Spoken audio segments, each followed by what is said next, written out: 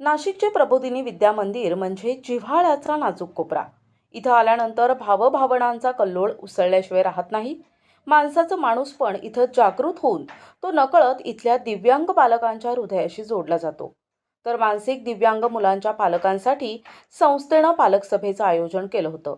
या माध्यमातून पालकांना प्रोत्साहन मिळावं, त्यांची मानसिकता प्रबळ व्हावी, जेणेकरून मुलांच्या जडणघडणीत योग्य तो हातभार लावला जावा.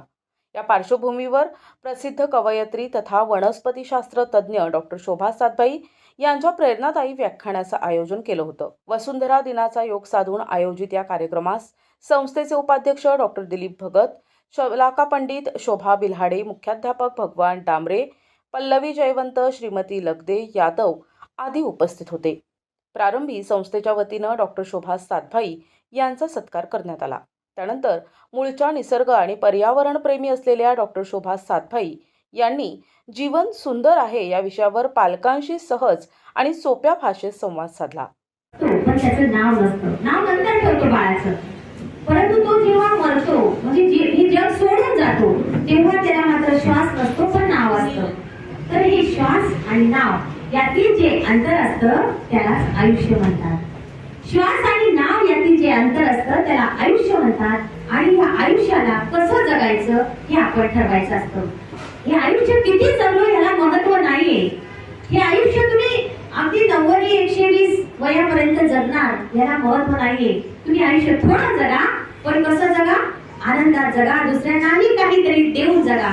असं मी म्हणेन, life is short but sweet असंच असलं पाहिजे. आणि त्या परमेश्वराचं स्मरण करा, धन्यवाद द्या त्याला की देवा तू हे जग आम्हाला पाहायला इथे धर्तीवरती जन्माला घातलंस. म्हणजे आम्ही आलो या धर्तीवरती आणि आम्ही खरोखरीच या धर्तीवरती समाजाचा एक घटक आहे आणि समाजाबरोबरच आम्ही आमच्या कुटुंबियाचा अविभाज्य अंग आहे. आणि म्हणून आम्ही समाजासाठीही काहीतरी करणार आहे आणि आमच्या कुटुंबासाठीही काहीतरी करणार आहे. काहीतरी म्हणजे काय? काहीतरी म्हणजे त्यांच्या गरजा पूर्ण करणार आहे. त्यांना ज्या मूलभूत गरजा आहेत, त्यांना ज्या आर्थिक गरजा आहेत त्या करण्यासाठी आम्ही धडपडणार आहे असं मला वाटतं. सगळ्या पालकांनी येथे म्हणायचंय, मनात ठेवायचंय. कारण तुम्हाला माहिती आहे की का म्हणते आयुष्य शॉर्ट, जे छोटं आयुष्य पण खूप छान जगायचंय. कारण बघा ही मुलं किती गोंडस आहे, मुलं ही देवाघरची फुलं असतात. म्हणूनच त्यांच्यासाठी आपल्याला आपण दुःखी नाही व्हायचंय. जी परिस्थिती ती बदलू शकत नाही, बरोबर? परिस्थिती जरी बदलता नाही आली पण आपण आनंदाने ती स्वीकारली तर खरोखरीच मला वाटतं परीस गवसल्यासारखं आपल्याला वाटेल. आणि जी मोठी माणसं होऊन गेली, आपण 350 वर्षापूर्वीचा इतिहास बघा. आपल्या पाल्य दिव्यांग आहे याचा न्यूनगंड न पाळता पालकांनी एक आव्हान आणि ईश्वराचं रूप म्हणून त्यांच्या भावनांशी सहमत व्हावं आणि त्यास एक चांगला नागरिक बनविण्यासाठी प्रयत्न करावे असे भावनिक आव्हान डॉक्टर शोभा सातभाई यांनी केलं. 20 वर्ष, संत ज्ञानेश्वर 21 वर्ष आणि स्वामी विवेकानंद 39 वर्ष. तर असा हा त्यांचा जीवन प्रवास खूपच थोडा होता. परंतु या थोड्या जीवन प्रवासात देखील त्यांनी समाजावर राज्य केले. तुम्ही आम्ही अजूनही स्वामी विवेकानंदांचं जे काही सुविचार आहे त्यांनी पेरलेले अजूनही आपण आपल्या मनात बसून तरुण पिढी आचरणात आणण्याचा प्रयत्न करते. छत्रपती शिवाजी महाराजांना अजूनही आपले तरुण युगल असो किंवा शिवसेना असो कुठेही त्यांना जे काही आयडल मानलं जातात, तर 350 वर्षानंतर त्यांनी घडवलेला इतिहास आजही आपण माझ्या म्हणजे मुलांना, नातवांना सगळ्यांनाच मी सांगणार आहे. म्हणजे हा इतिहास काही छोटा नव्हता, खूप मोठा इतिहास होता, परंतु तो छोट्या काळात घडवला होता. तर मला सांगायचं तात्पर्य एवढंच की छोट्या काळात सर जीवन अतिशय छोटं जगले आणि तरीही ते खूप काही देऊन गेले. आपण काय करायचं इथे? आपण आपल्या घरासाठी, आपल्या कुटुंबासाठी तरी काहीतरी फुलाची पाकळी करूयात. परंतु ती पाकळी मोठी असली पाहिजे, अगदी छोट्यात नाही चालणार. तर आपल्याला हे काम करायचं आहे, तरच या मुलांचं आयुष्य सावरणार आहे. म्हणजे त्यांच्या सावरण्यासाठी आपण विनस्त व्हायला पाहिजे. आपण असं नाही की आमचं काम झालं, पालकांना असं वाटतं की शाळेत टाकून दिलं म्हणजे झालं. असं असतं का हो? शाळेत टाकून दिल्यानंतर काम संपत नाही. आपण बघा बाकीची मुलं आपली शाळेत जातात, आपण टीचर्सला विचारतो याला इंग्लिश मध्ये 20 मार्क्स पडले, 30 पाहिजे होते, का नाही पडले मॅडम, कुठे चुकलं याचं? तसंच तुम्ही विचारता नाही ते पालक शिक्षकांना येऊन याची किती प्रगती झाली आहे किंवा हा कुठे मागे पडतोय, याच्यासाठी काय करायला हवं? तर हे तुम्ही लक्षात घेऊन पालकांना विचारायला हवं आणि त्याप्रमाणे तुमचंही घरी प्रयत्न चालू ठेवायचे. आणि दुःखी व्हायचं नाही आहे ते सत्य तुमचं भविष्यात त्यांचं आयुष्य घडवणार आहे. म्हणून तुम्हाला ही परिस्थिती आनंदाने स्वीकारावी लागेल. या प्रेरणादायी विचारांचे गारूड अवघ्या श्रोत्यांवर अल्पावधीतच झाल्यानं डॉक्टर शोभा सातभाई यांनी आपल्या हिरवाई काव्यसंग्रहातील काव्यरचना सादर केल्या.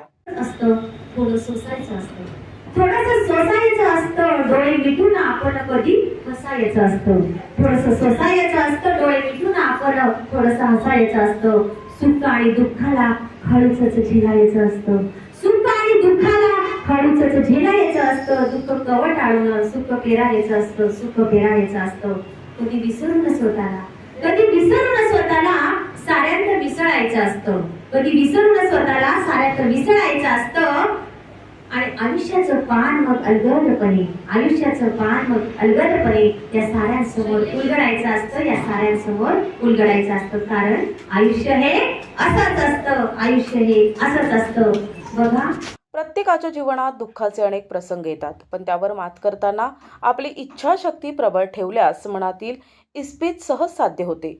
म्हणूनच पाल्याच्या पालन पोषणात कुठलाही खंड पडू देऊ नये, त्यांना चांगलं माणूस बनवावं असा मानस शोभा सातभाई यांनी केला. जीवनाचे शिल्पकार असतात आणि ते जेव्हा शिल्पकार असतात तेव्हाच मुलांचं आयुष्य सुजलाम सुफलाम होईल आणि त्यांचा खऱ्या अर्थाने विकास होईल. तर पालकांची भूमिका म्हणजे कशासारखी असते माहिती आहे? पालक म्हणजे आई वडील म्हणजे काय असतात की दिव्यासारखं तेवत त्यांनी राहायचं असतं. आई वडिलांनी दिव्यासारखं तेवत राहायचं असतं आणि आपल्या मुलांचं आयुष्य उजळवून टाकायचं असतं. त्यांचं जीवन फुलांप्रमाणे सुगंधित करायचं असतं. कवी पु ल देशपांडे म्हणतात, आपण आनंदात असताना कुणाला तरी आनंदाची गरज आहे हो, आपण विसरून कसं चालेल?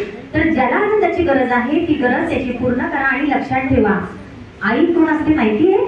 आई दिव्याची ज्योत असते. आई दिव्याची ज्योत असते तर वडील त्या ज्योतीचे चटके सहन करणारा दिवा म्हणजे बाप असतो. त्या ज्योतीचे चटके सहन करणारा दिवा म्हणजे बाप असतो.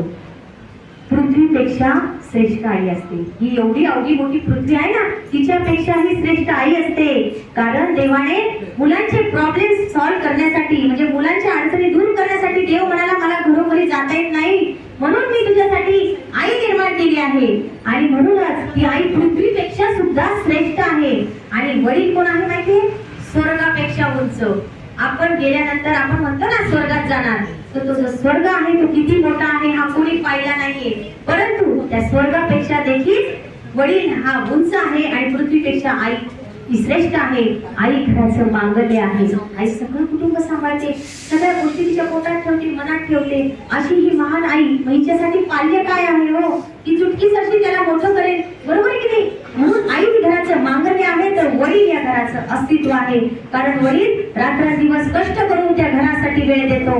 आणि म्हणूनच मी एक कविता माझ्या पुस्तकात लिहिलेली आहे की, बापवानी काळी जग कोणाचंच बाई नाही, बापवानी काळी जग कोणाचंच बाई नाही, जरी दिसे काळकतो हळवा मनान राही, जरी दिसे काळकतो हळवा मनान राही, बापवानी काळी जग कोणाचंच बाई नाही. तर असा हा बाप असतो वडिलांच्या उपदार ब्लँकेट रूपी आधाराखाली. वडिलांच्या उपदार ब्लँकेट रूपी आधाराखाली आईचं प्रेमाचं अस्तर असतं.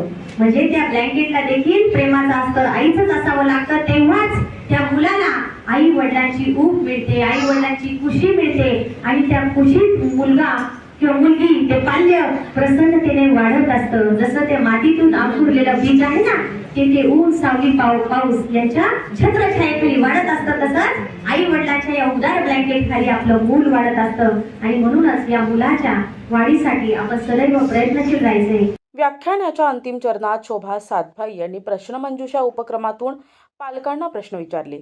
दैनंदिन जीवन आणि पाल्यांशी निगडित या प्रश्नांना समर्पक उत्तरे देणाऱ्या पालकांना त्यांनी हिरवाई काव्यसंग्रह रोपवाटिका देऊन सन्मानित केलं. या काही वेळेच्या कार्यक्रमात डॉक्टर शोभा सातभाई यांनी पालकांची मनं जिंकली, त्यांच्या मनाला उभारी देऊन जगण्याची प्रेरणा दिली. अशा या संवाद सोहळ्यात सारेच पालक भारावून गेले होते. मनोहर गायकवाड, दिशा न्यूज, नाशिक.